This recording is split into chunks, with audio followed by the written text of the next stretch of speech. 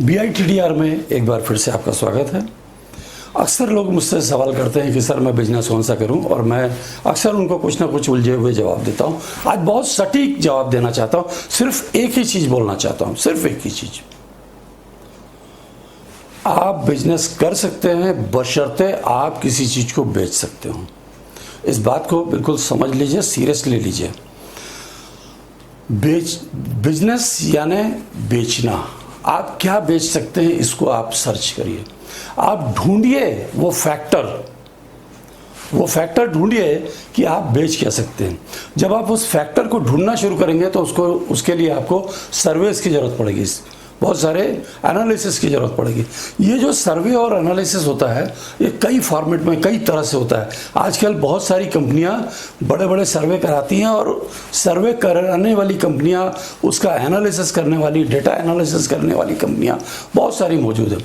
WhatsApp के through कराती हैं लोग, फेसबुक के थ्रू कराते हैं, इसके अलावा ऑनलाइन सर्वेज होते रहते हैं, और भी कई मीडियम उसके द्वारा सर्वे होता रहता है। और एक मैन टू मैन सर्वे भी होता है जिसमें आप घूम घूम के लोगों से फीडबैक लेते हो और तैयार करते हो कि आपने उनसे क्या पाया, और उसके अकॉर्डिंग एनालिसिस करके आप ये डिसाइड करते हो कि आपका कौन सा प्रोडक्ट मार्केट में चल सकता है, किस प्रोडक्ट को बेचा जा सकता है, या किस प्रोडक्ट को किस स्वरूप में बेचा जा सकता है। यहाँ इंपॉर्टेंट है कि किस प्रोडक्ट को किस स्वरूप में बेचा जा सकता है। देखिए, आप चॉकलेट बनाते हैं, चॉकलेट बहुत अच्छी चीज़ है, लेकिन आप उसको रैपर में बेचेंगे कि बड़े से बार बना के बेचेंगे, कि उसकी लेमन जूस की गोलियां बना के बेचेंगे, कि आप बॉटल में बेचेंगे, कि आप प्लास्टिक की झिल्ली में बेचेंगे, उसको कैसा डेकोरम करेंगे, कैसा एडवर्टाइज करेंगे, ये सारी चीज़ों का एक एनालिसिस सर्वे किया जाता है। और इसके पश्चात हम तय कर पाते हैं कि हम इसको सेल कर पाएंगे या नहीं कर पाएंगे। फिर सेल कर पाएंगे तो एक दूसरा एनालिसिस की और ज़रूरत होती है, वह यह ज़रूरत होती है कि इसको हम मैन्युफैक्चर करें कि रेडीमेड लेके आएँ। रेडीमेड के भी दो तरीके हैं, एक अपने ब्रांड से लेके आएँ, एक दूसरे के ब्रांड को ही लेके आगे चलें।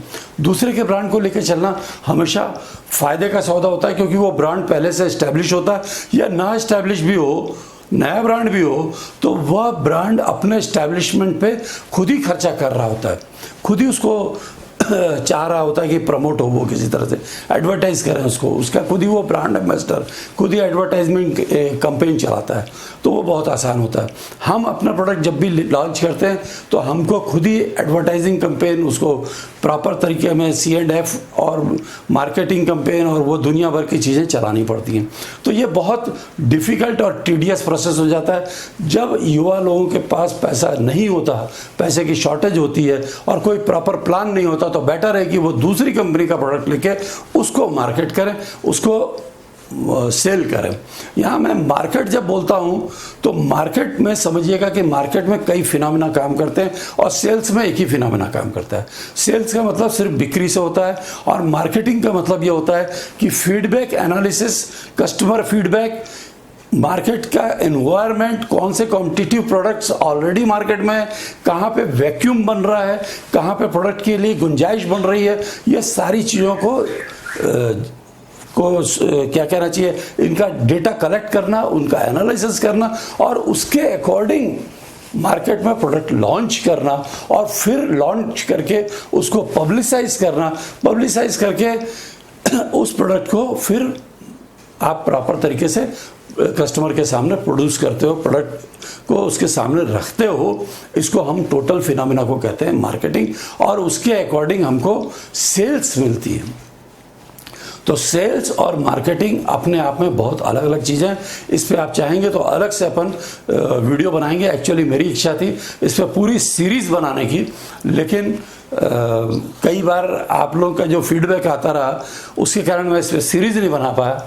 लेकिन आप अगर चाहेंगे तो इस पर अपन पूरी एक सीरीज़ बनाएंगे जिसमें मार्केटिंग के अलग अलग पहलुओं पे अपन चर्चा करेंगे और सेल्स के अलग अलग पहलुओं पे चर्चा करेंगे। तो मेरा ख्याल है ये जानकारी काफ़ी आपके लिए उपयोगी साबित होगी, और इसके अकॉर्डिंग आप यह डिसाइड कर पाएंगे कि आपके लिए कौन सा बिजनेस सूटेबल रहेगा।